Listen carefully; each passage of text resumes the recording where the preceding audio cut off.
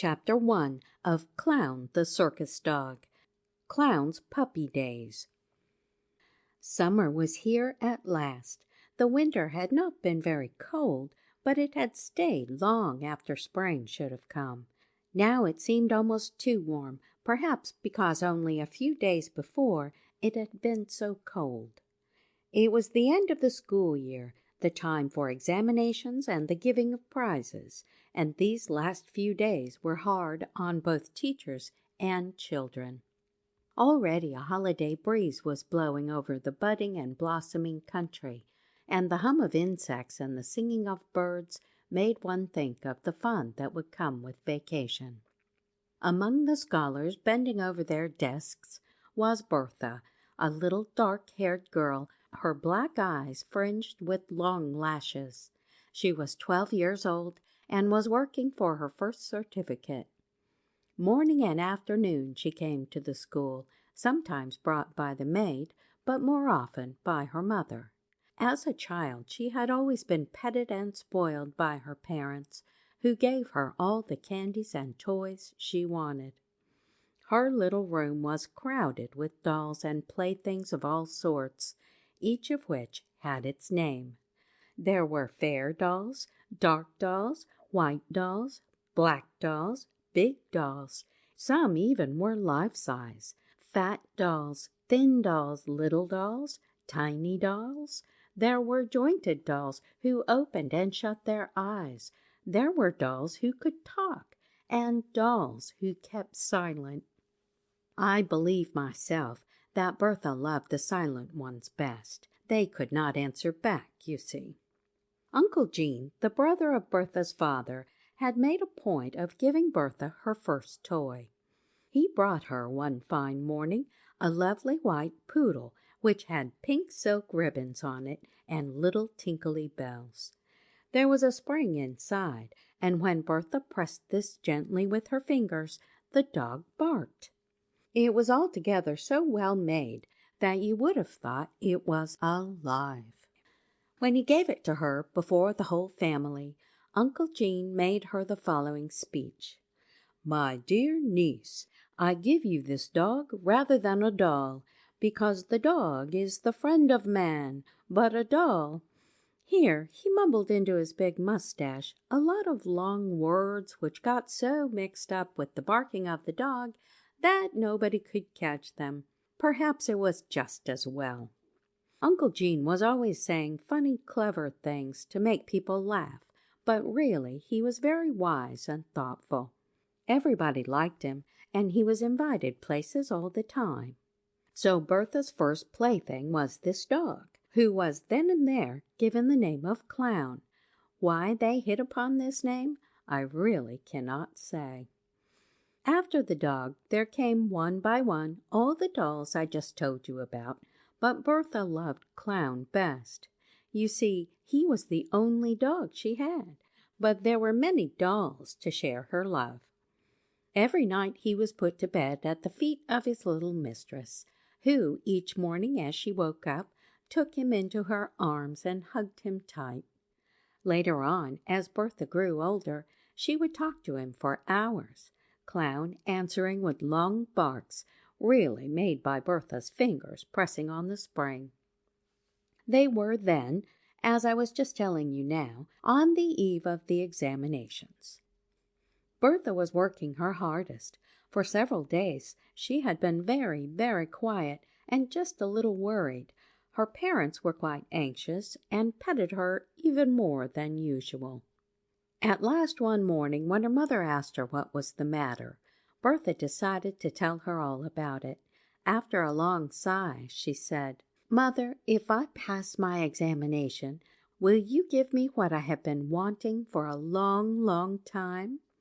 Then, without waiting for an answer, she went on, "I want a dog, a little dog, but a real live one. It will be quite easy to get one if you will only let me. Miss Lewis, our principal at school, is going to have some. Don't laugh, Mother, it is quite true. She told me so herself, and she promised to give me one if you and Father would let me have it. Oh, you will ask Father, won't you? Everything depends on him," she murmured, snuggling up to her mother and hugging her. "For I know you will let me, won't you, sweetest? Oh, I am so happy, so proud to think of having a dog of my very own." She was so excited she clapped her hands and danced for joy. Bertha passed her examinations with honors, and, true to his promise, her father said that she might have her dog. After that, nobody could think of anything but the doggie, so eagerly expected. What would he be like? What color would he be? She imagined him now black, now white, now black and white, now sandy. She asked all sorts of questions of everybody she met. She dreamed of him. She thought of him all day long, of nothing but him. Her father told her not to get too excited, as he was afraid she might be disappointed.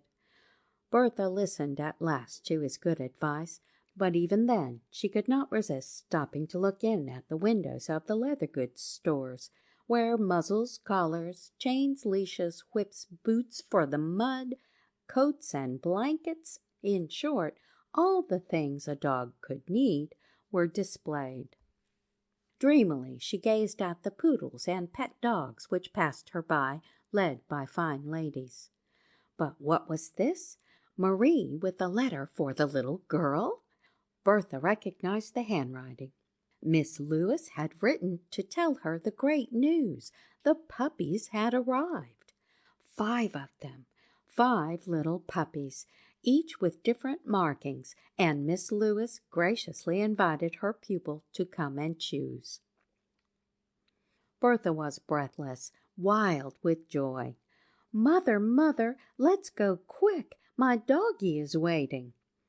Dressing hastily, mother and daughter went straight to Miss Lewis's house, where they found her beside a beautiful black poodle, who, jealously ready to protect her babies, looked at her visitors as though she didn't quite trust them. After much hesitation, Bertha at last decided upon a sturdy little black puppy, with a white lock set exactly in the middle of his forehead like a pennant, which made him look very quaint and cunning. Perhaps it was the white lock that decided Bertha. Anyhow, directly she saw him, the darling, she cried, "That's the one I want. I choose him." She couldn't have told you herself why she chose that one. She thought his brothers and sisters all very pretty, but he was the one she wanted. Love is often like that.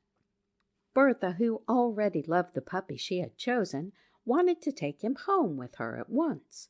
But her mother and even Miss Lewis insisted that he was too young yet. Just think, he was only just born. It would not be wise to bring him up on the bottle, such a bother. And then the risk of sickness and all, that might cause his little mistress all sorts of worry. Bertha saw that they were right, but she begged Miss Lewis to let her come every day to see him, to which her teacher willingly agreed. After that, Bertha did not let a day go by without a visit to her little friend. The mother dog soon grew used to seeing the girl. She was a trifle greedy, I must confess, and her affection was quite won by the cakes and dainties which Bertha brought her. For more than a month the puppy stayed with his mother. He had to be entirely weaned before his mistress could have him. In the meantime, Bertha was busier than ever, busier than she would have been if she had had the doggie at home. She was making all sorts of preparations for him. She bought a regular outfit for her baby, as she called him, and she even wanted to get him nightcaps and pajamas. These her mother did not think necessary. However, to make up for not getting them, she had to get all kinds of other things: curtains for his bed, cushions, ribbons, a collar, a leash, even a tiny muzzle. Her doggie must be well provided for. After hesitating a long time over the name to be given the newcomer, Bertha decided to call him Clown, after her first dog, Uncle Gene's toy. Besides, the name suited him exactly. He was very active and had a happy look and clumsy ways which made you laugh. He would spend hours chasing his tail, but as it was rather short and his body very chubby, he never quite caught it. The look of disgust which came over his face when he finally gave up was so funny that Bertha laughed till the tears came to her eyes. Meantime, all his brothers and sisters had been given away. This did not worry Clown a bit. He certainly did not lose his appetite over it. On the contrary, he stuffed himself nearly sick. He drank so hard that sometimes the milk would run out of his nose. Eating like that, he soon became a big fat doggy, strong and active, barking at everything and snapping at flies. When Clown was at last old enough to be taken away, Bertha, with her faithful maid Marie, went to get the little fellow and bring him to his new home. They had a regular christening party, to which all Bertha's little friends and their brothers were invited. There was a fine lunch with lots of candy. They even drank fruit juice punch. The party was talked of long after by the guests, who enjoyed themselves immensely. But alas, a month afterward a cloud dimmed Bertha's happiness. Uncle Jean did not like the looks of Clown. It is true that although his coat was well brushed and curled and perfumed, the dog did look more like a little bear than a poodle. Uncle Jean was very particular about the training of dogs. He had horses and dogs of his own.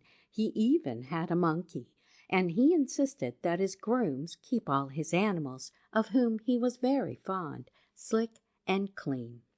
No poodle of his would have remained unshaven, with tail uncut, when all proper poodles are shaven and have their tails trimmed off. He said so much about it that at last it was decided that the dog should be sent to the veterinary surgeon, who in a minute had cut off Clown's tail and shaved him like a lion, leaving just a rim of hair around his hindquarters as an ornament, and a bushy tuft at the end of his trimmed-off tail. Poor little Clown was terribly upset. He was brought home looking like a martyr and horribly ashamed. For more than a week he was feverish and had fits of trembling. Bertha cried and cried. I need not tell you what care she took of him. You can guess that for yourself. Cured at last, he soon forgot about having his hair cut and became a proud, fine-looking dog. Only he could not bear the sound of shears, and when he heard the dog clippers go past, he would fall into a rage, wanting to run out and bite them, barking furiously in chorus with the other dogs who felt as he did about it. Bertha ceased to be angry with her uncle when, as she led Clown on the leash, she noticed people turn round and go into raptures over the looks of her dog. It made her feel very proud. The dog grew so fast you could almost see him getting bigger. His training was undertaken carefully, Uncle Jean looking after it himself. Clown learned quickly and easily. He was naturally intelligent and had a truly wonderful memory. Uncle Jean found that Clown learned tricks easily. He seemed to like to show off, but in other ways he was not so easily managed. He was rather fond of having his own way, and his young mistress got more than one scolding for spoiling him. He insisted on being fed from her own hand, and he would sleep nowhere but in Bertha's room. Men are conceited things and think themselves much wiser than the animals, but I don't believe they know so very much more after all. It's a question whether the animal's instinct isn't of as much use to him as intelligence is to man. Anyhow, animals can understand one another, even animals of different kinds. I rather think they understand one another better than we understand them. However that may be, Clown was a wonder. You only had to say what you wanted him to do, and he would do it like an old hand. He would jump through a hoop, give his right or left hand as he was asked, leap backward or forward, walk on his hands or feet. All this was child's play to him. He dearly loved games, such as he could play, of course. He would toss a ball, hunt the thimble, and without ever making a mistake, bring back the handkerchief to its owner, grinning with delight. With a policeman's helmet on his head and a piece of sugar on his nose, looking like a soldier on parade, he would carry arms for hours at a time. What surprising things he could do! You would scarcely believe it, but he had learned to recognize certain letters of the alphabet and to put together the word Bertha. He never made a mistake in spelling the name of his little mistress, although that was, however, the first and last word that they succeeded in teaching him. Alas, with all his good qualities, Clown had his failings. Nobody, sad to say, is faultless. He was given to stealing. A sugar bowl left within his reach had a very bad time of it. He ate all the sugar to the very last piece, and it was a lucky thing if he didn't break the bowl as well. Clown was greedy, there was no denying. After a while, sadly spoiled, unfortunately, he began to put on airs of independence. His leash made him impatient, and when he met a dog friend running free about the streets, he would behave badly, forcing Bertha to drag him along like a toy without wheels, or he would wallow in the dust, both of which made his mistress very angry. One day, when he had gone marketing with Marie, he managed to slip his head out of his collar and set off with a rush to join a group of very ill-kept tramp dogs.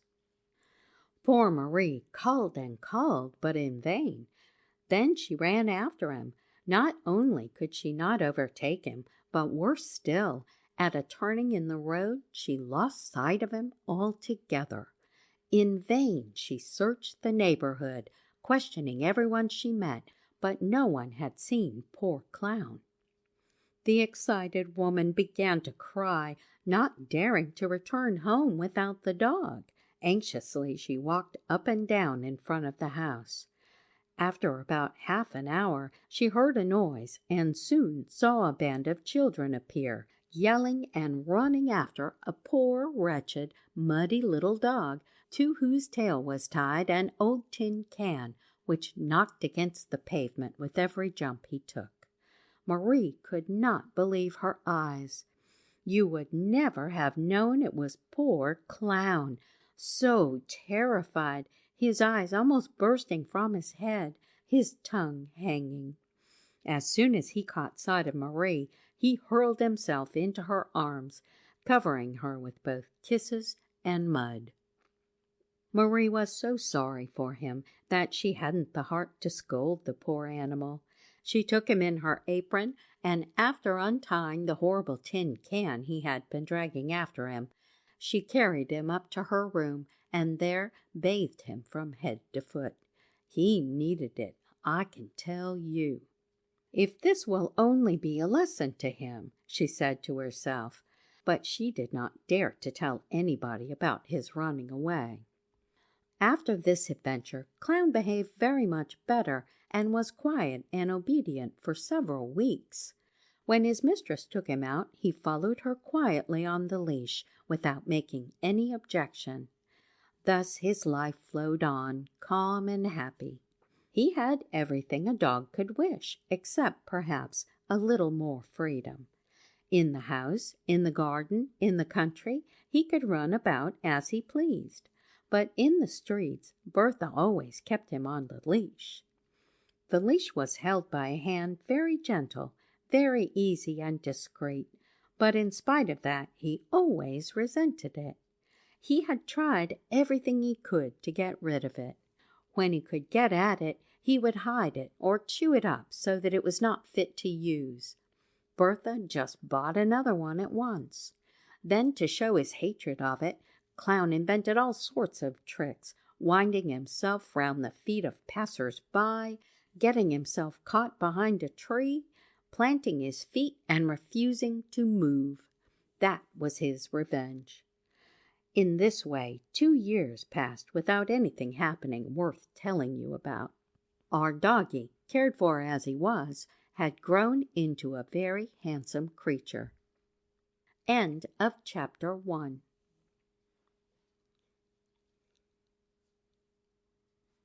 Chapter 2 of Clown the Circus Dog by Auguste Vimar. The Capture of Clown. Generally, Clown slept late and did not leave Bertha's room, where he had his bed, until he was ready for the public eye. That is to say, until he was combed and brushed, beribboned and perfumed. One morning, I don't exactly know why, the maid entered Bertha's room long before getting up time, and going out again, she forgot to shut the door. Clown, once awakened, did not go to sleep again. What he was thinking about, I can't tell you. Anyhow, he yawned, stretched himself slowly, then crept slyly toward the half-open door, pushed it softly with his nose, and there he was, in the hall. It was not far to the kitchen, and the pantry door, which opened onto the back steps leading into the street, was not shut either. 'Tis opportunity makes the thief, so they say. After a moment's hesitation, after looking carefully at the steps to be sure no one would see and stop him, Clown thought that it would be rather pleasant to take a morning stroll through the streets. He felt proud for once not being held in leash, and was delighted at the thought of being able to rout at his own sweet will amongst the heaps of garbage, the one thing of all others strictly forbidden him. Nobody saw him, nobody stopped him. He reached the door, a glance, a sniff here and there, and he was free. Once outside, he walked quietly for 100 yards or so, nose in the air. Soon, however, he was ready to come back, and was just thinking of going in again, when he saw at the corner of the street 5 or 6 other dogs following a man who was carrying a parcel. This made him curious. There was a queer smell, too, which attracted him. In a trice he had joined the group. After all, he said to himself pretty soon, though the smell is appetizing enough, I have better than that at home. Good-bye, my friends, and good luck. I am going home to breakfast. Whereupon, giving up the chase, he turned to go home. Alas, it was too late. The man had just thrown a lasso which caught Clown around the neck. He tried to get away, to cry out, to struggle, to bite. The knot tightened, choking him. He was muzzled and forced by kicks, the first he had ever received in his life, to go willy-nilly with the dog thief. For that was what the man was, and one of the very worst of his kind, too. It was a fine day, and Paris began to awaken. In the streets there were more and more passers-by, and the man walked faster and faster. Clown, full of sad thoughts, let himself be dragged along. With hanging head he was thinking of his little mistress, how probably at this very minute she had discovered his flight. He saw her despair, and big tears rolled from his eyes. He trembled from head to foot. Perhaps he would never see her again. At this, heart-rending sobs burst from his poor little throat. Sometimes he tried to drive away these sad thoughts by imagining he would soon have a chance to escape from his torturer. If only they did not take him too far from Paris, his native town, he could find his way home again easily enough with his eyes shut. After a long and painful walk through streets and avenues, the man stopped at last in front of a wretched hut. At the end of a yard, in a corner, there was a horrible kennel, with no cover, surrounded by a strong wooden fence. Clown, although worn out in mind and body, pulled back with disgust from the door of this evil-smelling hole. The man pushed him in brutally with his foot, and with another well-directed kick shut the door behind him. Then Clown gave himself up to despair.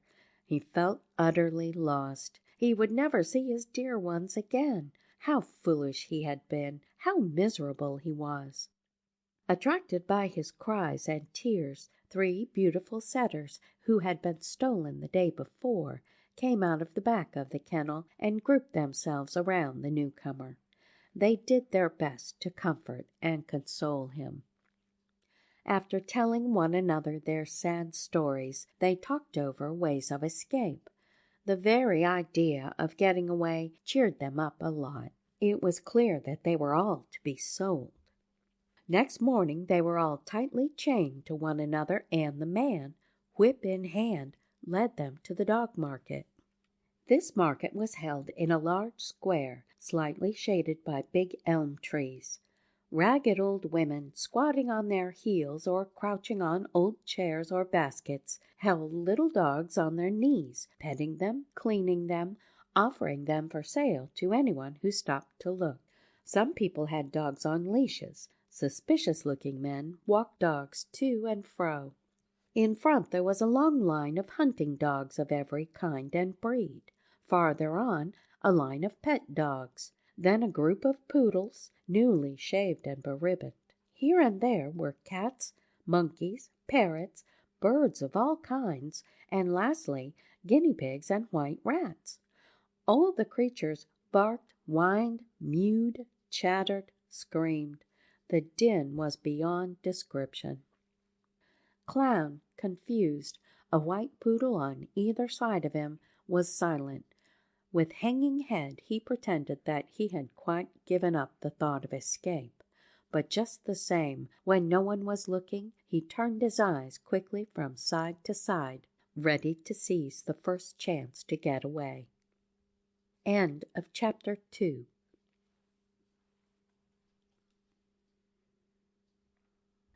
Chapter 3 of Clown the Circus Dog by Auguste Vimar. Clown escapes. It was not long before Clown's absence was noticed in his old home. The whole household was alarmed. They searched the house from top to bottom, whistling, calling to him, weeping. The servants ran to and fro. Nobody could understand how the dog had got away. Huddled in an armchair, Bertha sobbed, with hardly the heart or strength to move. In vain they searched all Paris.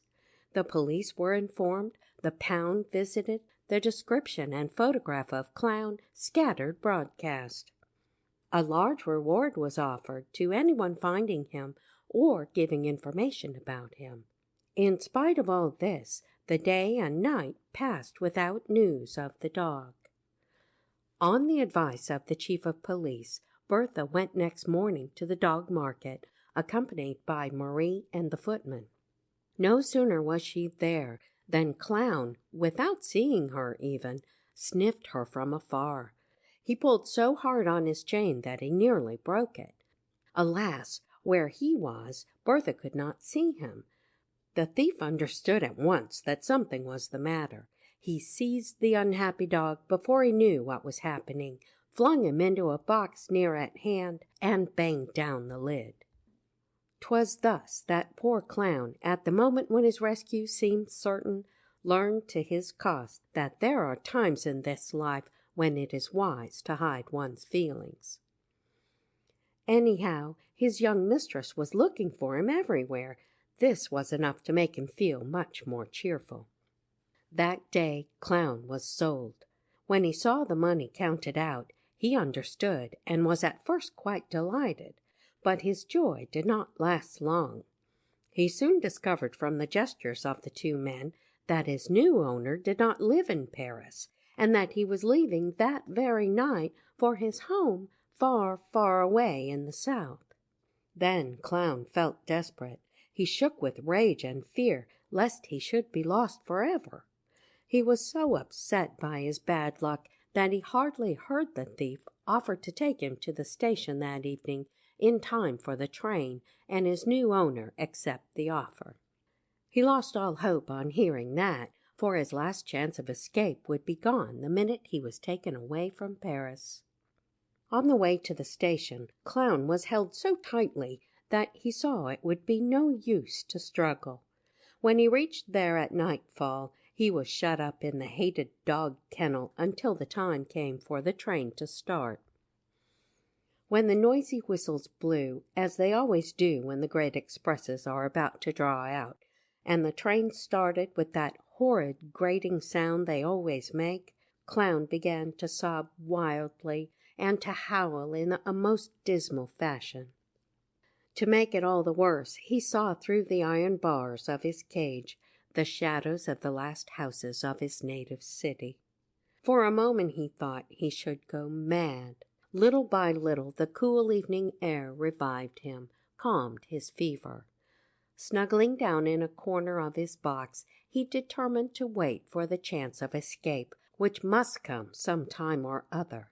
He would cross the whole of France if necessary to find his beloved mistress. Death alone could deprive him of his one great hope. At last, after passing through Burgundy, the express stopped. It was morning and already quite light. Clown saw his new master approach his prison and open the padlock so he could come out and stretch his legs on the platform. The prisoner did not hesitate. No sooner was he free than he was off like a shot, tearing down the platform, then back along the railway track, taking no notice of the calls of his master or of the laughter of the travellers, to whom the whole thing was a joke. Quite happy now, forgetting all his past troubles and full of hope again, he thought that, thanks to his hurried flight, he could not be so very far from Paris. All morning Clown walked bravely along the dusty road, but at last he began to feel hungry and tired. After going miles and miles, towards midday he was lucky enough to meet in the fields a large flock of sheep guarded by sheepdogs. These dogs, when Clown told them his tragic story, were very kind to him and even asked him to share their dinner with them.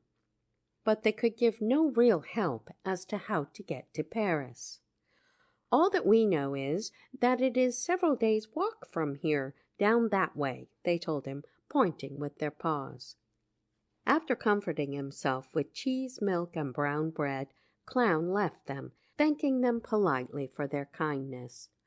All the same, as he set off, he felt very sad, for he saw that the good dogs he had just visited did not think that his plan seemed a very good one, and he began to be afraid he never should get back home after all.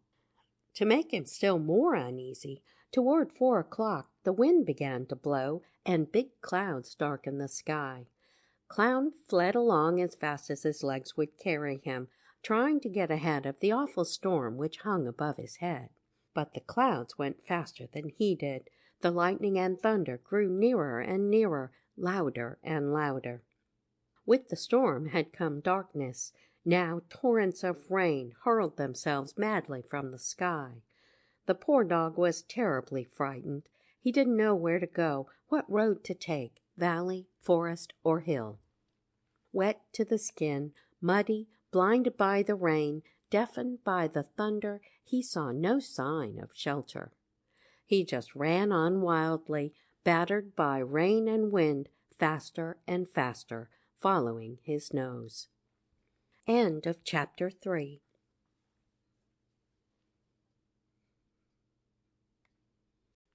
Chapter 4 of Clown the Circus Dog by Auguste Vimar. Clown at the Circus. However, as he reached the edge of the wood, the rain grew less violent. Night was coming on, but among the trees he could see bright lights shining. Drawing nearer, Clown made out some kind of a big camp. Carriages and closed wagons and tents stood out against the background of the forest. At last he saw people and animals coming and going in all directions. When he was quite close to this busy scene, Clown stopped, breathless and anxious, sniffing the air, listening keenly to the slightest sound. He was not quite satisfied, and in his doubt he thought of going farther on the chance of finding other shelter, but he was more tired than he was afraid. Plucking up his courage, poor Clown crept slowly toward the larger of the two lighted vans that stood on the edge of the woods. At this moment the curtain that closed the rear of one of these vans opened, and a young girl came out and stood on the doorstep. She wore a gleaming costume of spangles, with a very short, fluffy skirt covered with shiny stones, and she had little satin slippers on her feet, and the daintiest of pink stockings.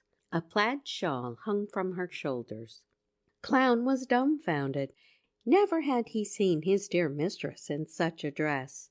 While he was gazing in astonishment at her, the girl stretched out her hand to see if it was still raining. As she looked down, she caught sight of our poor little doggie, who, squatting in front of her, wet through and muddy, raised imploring eyes, waiting till she should take pity on him. "What's this? A lost dog?"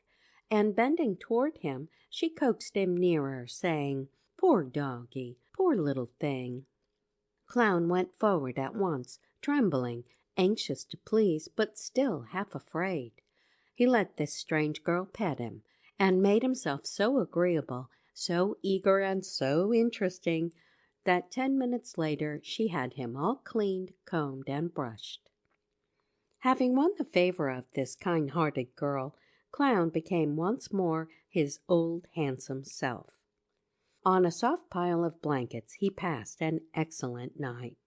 Now and again strange noises troubled his ears, but completely worn out and drowsy from so much fresh air, he fell asleep again and dreamed golden dreams. The next morning the sky was clear again, and the air was fresh and balmy. Clown was awakened at dawn by the sound of people rushing about, packing up, just as though they were moving house. Without leaving his bed, his eyes still half closed, he listened closely and finally understood with what kind of people he had to deal. Then there were explained the low growls which had so puzzled and frightened him during the night.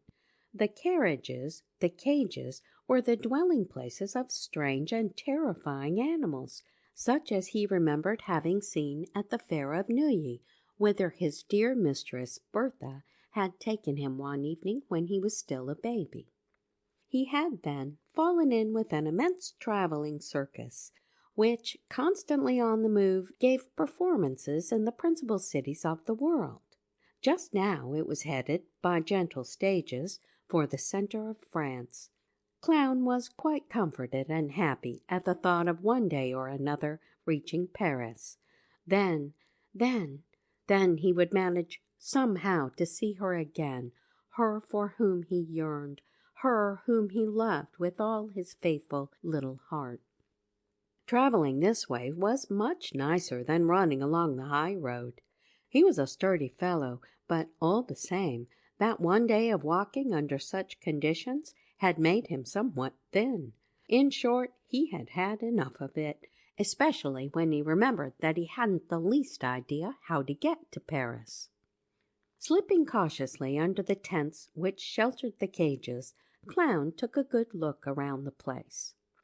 The stables, huge affairs, contained no less than 150 horses of all kinds and colors.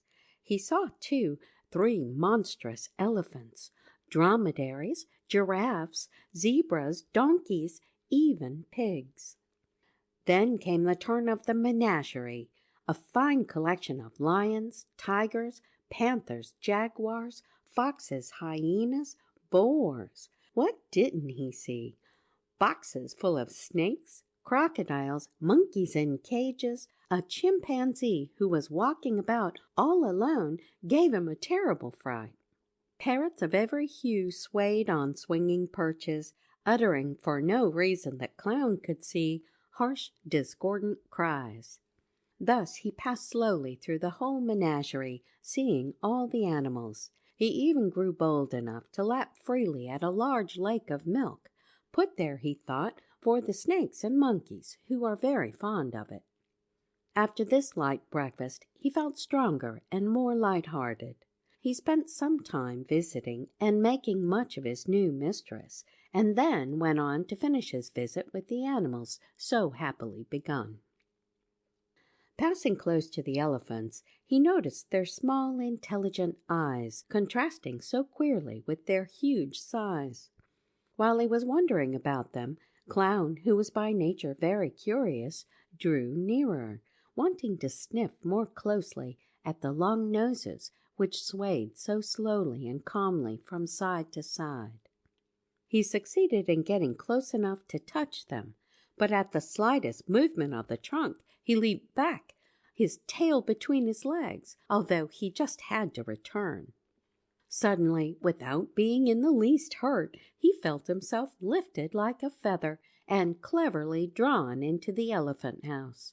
Now it was the elephant's turn to sniff at him.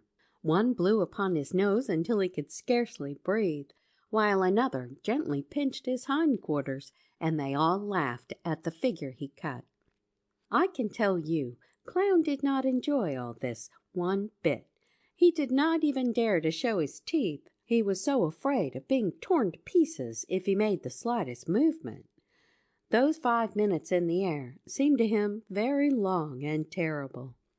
At last he was gently put on his feet again. He made one bound for liberty, a bound which brought him close to the giraffes.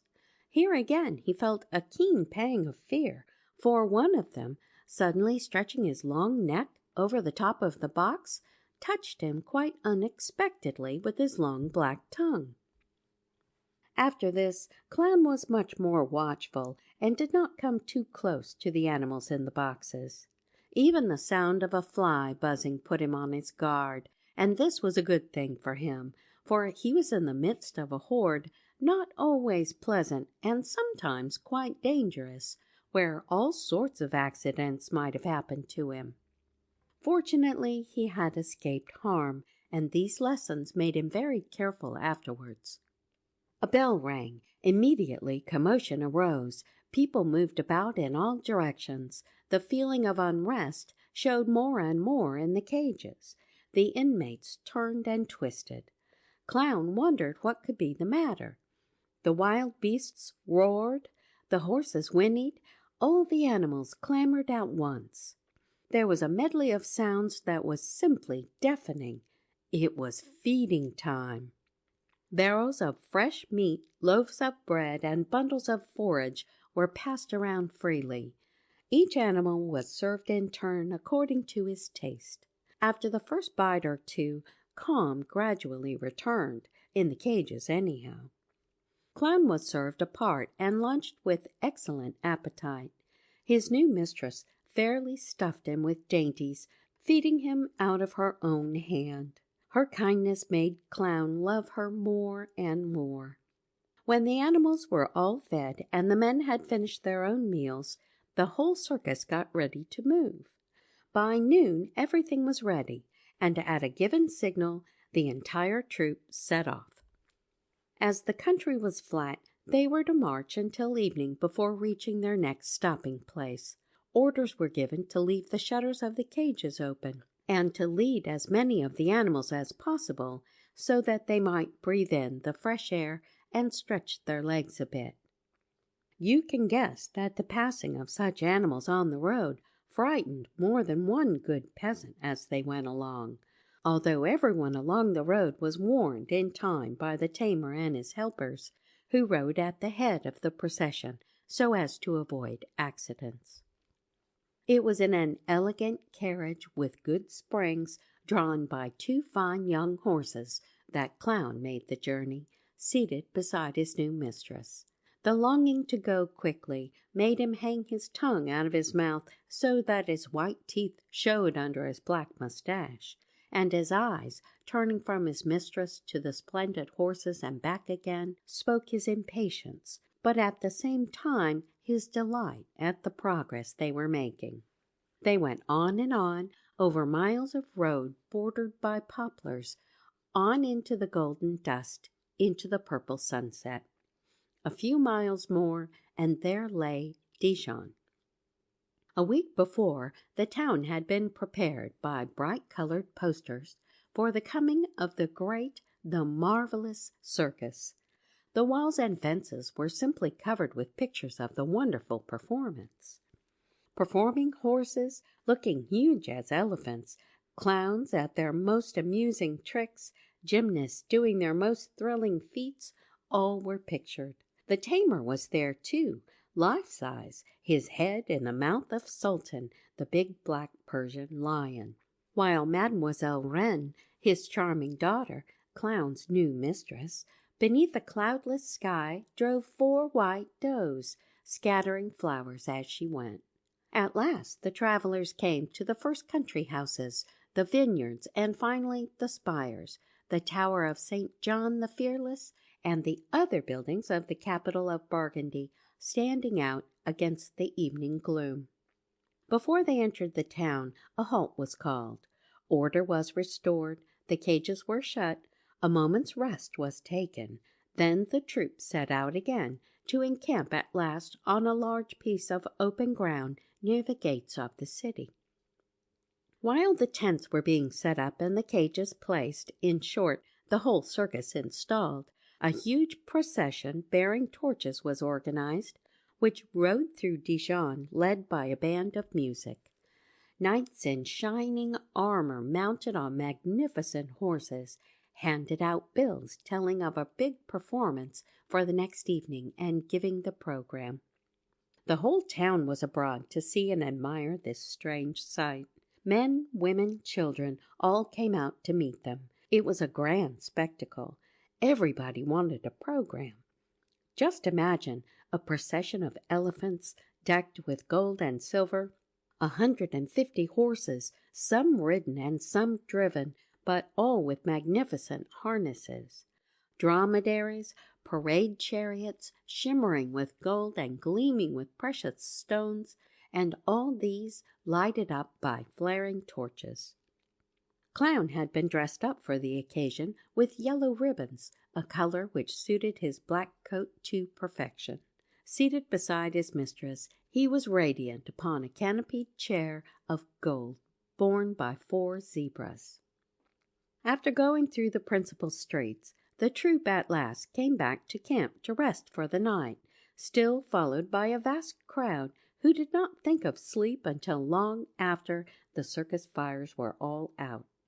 The night was calm, but at daybreak, as on the preceding day, the noise in the camp started again, perhaps even a little louder this morning on account of the rehearsal which was to take place in preparation for the evening's performance. Clown, always very curious, was present at all the rehearsals and enjoyed them thoroughly.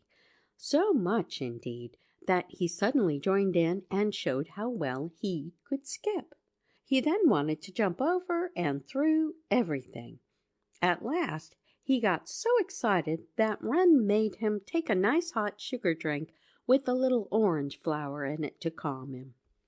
After this, Clown was considered one of the troupe. Always on the watch, our doggie learned at breakfast that 3 days hence they were to go to Fontainebleau, where they were to give 2 performances, and after that they were to set off for Paris, so as to arrive in time for the opening of the big festival at Neuilly. This made him so happy that for a moment he quite forgot to eat. Then, hope in his soul and joy in his heart, he made up his mind to do his very best at the next performance. He wanted to make all the people admire him, to do something that would repay Wren and her father for their kindness. Perhaps, too, he hoped that by acting in this way he might get talked about and get his name into the papers. Man is vain, and even a dog has his pride. His fame might perhaps reach Bertha, his dear, tender, much-regretted mistress. All this made him very serious when at last the time for the performance arrived. Beneath an immense tent, brightly lighted, decorated with garlands of foliage and flowers, the orchestra struck up a joyous march. Immediately the doors were flung open, and to the sound of the music a great crowd poured into the huge tent and took seats. For about an hour and a half the menagerie held the floor. Then the animals were put back into their cages. The wild beasts were obedient and rebellious in turn. Whips sounded continuously. The noise of squibs, firecrackers, and growls almost drowned the orchestra. 3 times did the tamer put his head into Sultan's great mouth. The excitement of the audience was tremendous. They really thought he was done for. "Enough! Enough!" was heard on all sides, and amid a thunder of applause, the first part of the performance came to an end. Then came an interval of 10 minutes. Soon the second part was announced by a cheerful burst of music and the mad entrance of the clowns. Our clown only waited for this moment to show off his talents, those already known and those nobody had ever seen before. He entered barking in a series of wild leaps exactly like those of his companions. It was then that an artist in the troupe, astonished and enthusiastic, took off his clown's collar and then and there put it round the neck of the poodle, naming him the dog clown. So, for the second time, although until then they had not known what to call him, he received the name of Clown, Dog Clown. During the first number, Clown set to work to copy all the fun-making tricks of the other clowns, and succeeded wonderfully well. Jumping through hoops and over barrels, he gave himself up to the pleasure of the thing, pleasing everyone so well that they clapped and clapped until he came back several times. When the second number was called, there appeared on the scene a very handsome horse, led by a groom dressed in the latest fashion. No sooner had they entered than they were followed by Clown, who, as he had seen done at the rehearsal, leaped with one bound into the saddle. They had great difficulty in coaxing him down. He could not see that this was not the place for him. Wren, beautifully dressed in a blue-spangled gown, was placed with her father in the saddle and set off at a gallop to the sound of music and the gay cracking of the whip. A clown joined the groom, and Dog Clown, who in spite of everything had remained on the scene, began to limp along behind them, to the great amusement of the spectators. He was the success of the evening. He even, it is said, caused some jealousy among the artists of the troupe. Thus, from the very beginning, Clown felt the thrill of stage life and became a privileged actor. Petted and adored by the public, he became so important that he hardly ever appeared on the scene until the end of the first and second numbers, a place reserved always for the stars of the troupe. As was fitting, Dog Clown had the place of honor on the circus posters. Sometimes he was a groom, sometimes a clown, but he did not stop there. He succeeded in showing that he was a mimic, and in a little play written for him by the manager, he made a huge success.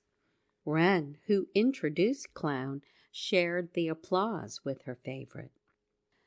Between whiles, and this was what astonished the company most, the dog invented unexpected and novel entrances. He gradually became a part of the circus life, and always watching what was going on around him, he was cute enough to make a place for himself in every number, and the tricks he played were so funny that everyone howled with laughter. When the circus left Dijon, the people of that town were heartbroken. The mayor himself even begged that the manager give a few more performances. In vain. The manager was sorry, but time pressed. He had made arrangements for a certain date at Fontainebleau. When Dog Clown appeared for the first time in public in this town, even before he began, he received such a welcome that he was moved to tears. The people had heard all about him and were wild to see him. In a moment the stage was covered with a mass of good things thrown to him from all parts of the house, from the nearest seats to the farthest. Some threw sugar, some cakes. The clown even picked up cigars and oranges. Dog Clown, by way of thanks, gave such a performance as even he had never given before. His success was almost unbelievable. At last, so great did his fame become that the Paris papers took it up, giving long accounts of this wonderful dog. Clown was glad to be on the road again. for each move brought him that much closer to Paris. Besides, now that he was an important member of the company, he always rode in state beside Wren, with velvet cushions to nap on if he chose. It was late in the afternoon when they reached Fontainebleau, so no performance was given till next day, and the animals had a needed rest. Clown spent his time in thinking up new tricks with which to surprise the people who came to see him. I must tell you, as soon as Clown had shown what an artist he was, and how wonderfully he could adorn a collarette, the management had attached to his person a dressmaker who made for him all sorts of quaint costumes.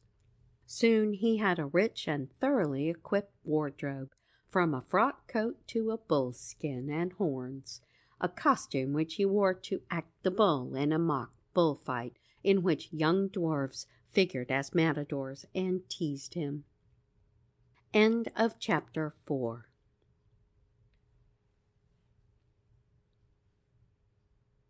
Chapter 5 of Clown the Circus Dog by Auguste Vimar, The Return Home. Meantime, Clown was growing tired of his popularity. The fame, the applause of the friendly public, the pleasure he felt in knowing that Wren and her father were doing a fine business, the liberty he enjoyed, the honors paid him daily, all these worldly vanities flattered his pride. But neither success nor his pleasant relations with the members of the troupe could make him happy. He was always longing for his dear mistress Bertha. Often in the night, overtaken by a horrible nightmare, he would wake with a start, not knowing where he was.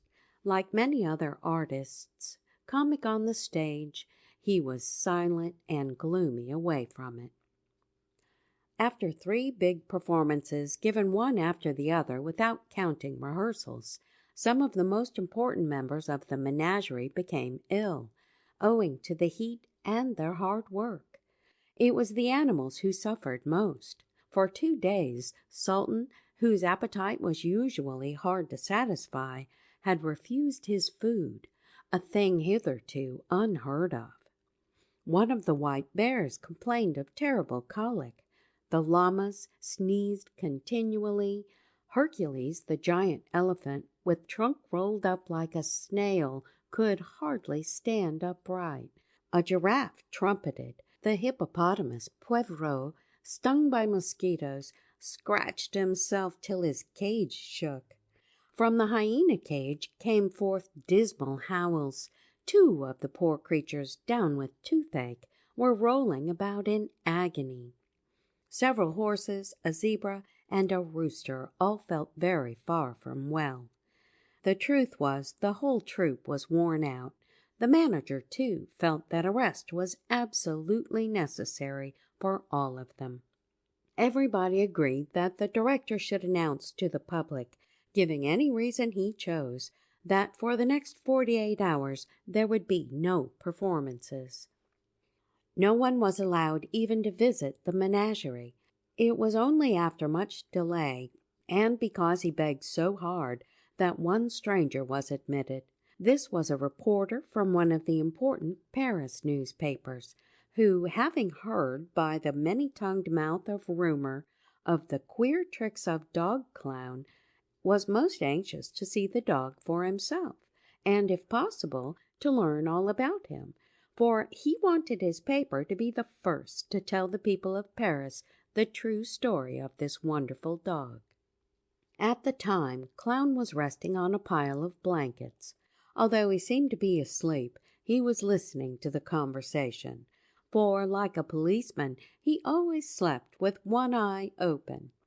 As soon as he realized what it was all about, he got up on his hind legs and went straight to the reporter, understanding probably how much what the newspaper said might help Bertha to find him.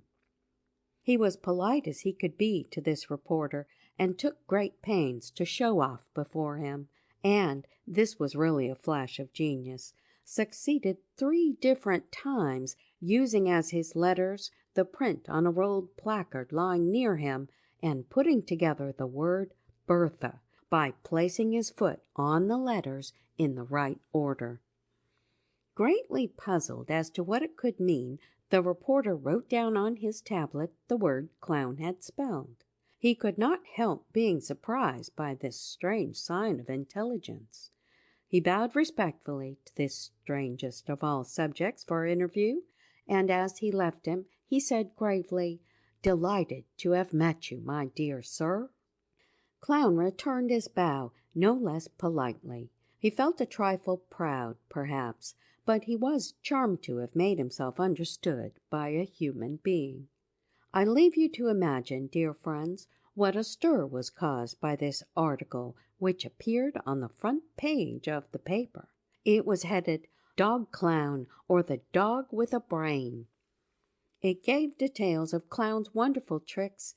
It described them as simply beyond belief, and ended by calling upon men of science to come and see for themselves this curious, this strangely gifted dog. That day Bertha, who since the moment of Clown's disappearance had not ceased to mourn for him and to seek him everywhere, was even sadder than usual, having at last given up hope of ever seeing him again, now that all her attempts had ended in failure. At noon her father came home to lunch, as he generally did. She ran to meet him and was struck by his jovial manner. She guessed something pleasant was in the air. "You have good news, father dear?" she said. "Well, I think so, but don't make too sure yet. I really do think, though, that we have found your dog." Bertha turned pale and nearly fainted for joy. Her father read her the article, and when he came to the part where the journalist told how the dog had spelled, without a doubt, the name Bertha, she cried, "There's no doubt about it. It is my dog. Let's go at once and get him." 2 hours later, the express train, going at its fastest to Fontainebleau, bore Bertha and her father and mother.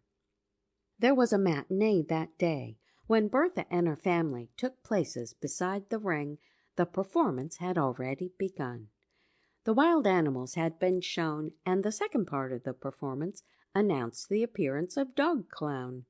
This clever individual kept them waiting a moment or two to enhance the importance of his entry.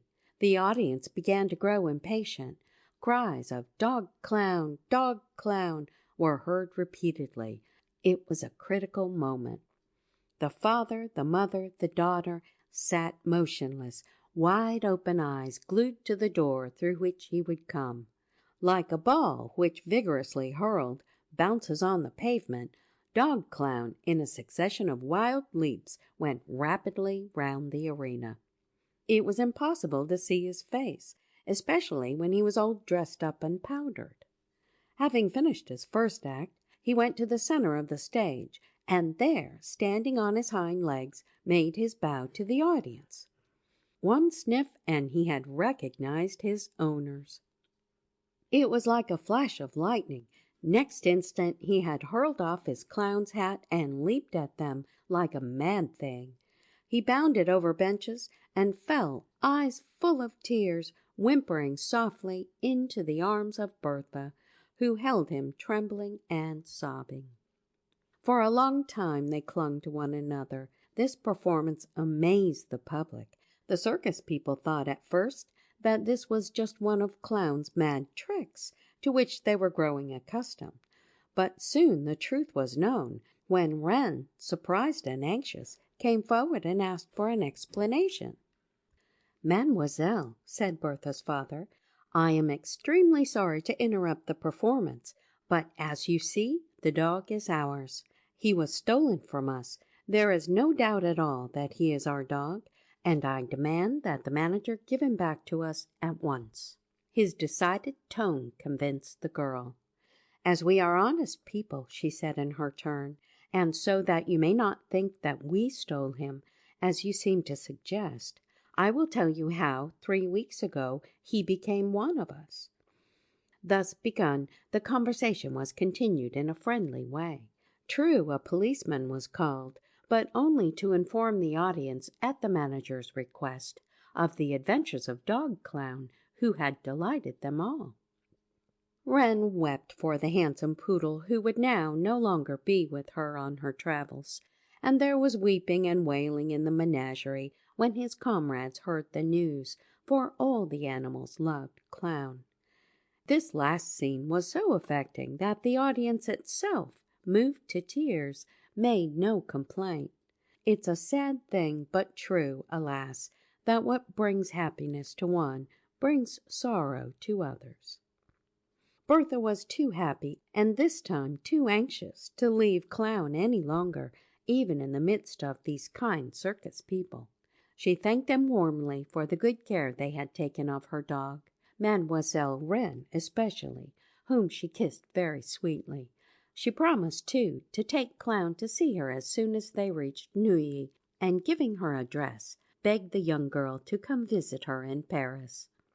After this, Bertha departed in haste, hardly giving Clown time to say good-bye to his friends and comrades, all of whom wept at the parting. That evening 4 joyful travelers took the train for Paris. During the trip, Clown, seated on the cushion between Bertha and her mother, his head against the shoulder of his dear mistress, gazed at her with moist, affectionate eyes. Licking her hands, wagging his pom-pom of a tail, and uttering plaintive little cries, he tried to tell her about all his past sufferings and his present happiness. Who could describe Clown's joy when he reached home after his long journey, when he saw his own part of town, his own house, his own room, where once again he would have lovely naps and dream golden dreams. When he caught sight of Marie, he jumped into her arms like a child. Marie burst into tears and could not utter a word of reproach. He leaped all over the footman and did not forget even the cook. Then, smiling to himself, he went off to see what they were to have for dinner, and seemed well satisfied. In a word, he took up once more his happy family life, full of delightful things, pleasant strolls with Marie, delightful wanderings with Bertha, caresses lovingly given and returned. From this memorable day, Clown, who had learned his lesson and grown wise by experience, was the first to bring his leash when it was time to go out. He would carry it triumphantly in his mouth, as if to say, "Don't let's forget it." For nothing in the world could you get him to venture alone upon the streets. At the present time, Clown is perfectly happy. His adventures are all in the past. Now that he no longer has anything to worry him, he is getting fatter and lazier. But he is always ready for a frolic with his beloved mistress, Bertha. I am sure that very few people who meet the contented dog and his devoted mistress have any idea that this is the famous Clown. As to the moral of this story, you have understood it, I am sure, but don't forget it, dear little readers. If you don't take the wise advice of your parents, you are likely to suffer. Just because he didn't obey his little mistress, Clown, in spite of all his intelligence and wit, was very nearly lost forever. End of section 5. End of Clown the Circus Dog by Auguste Vimar, translated by Nora Hills.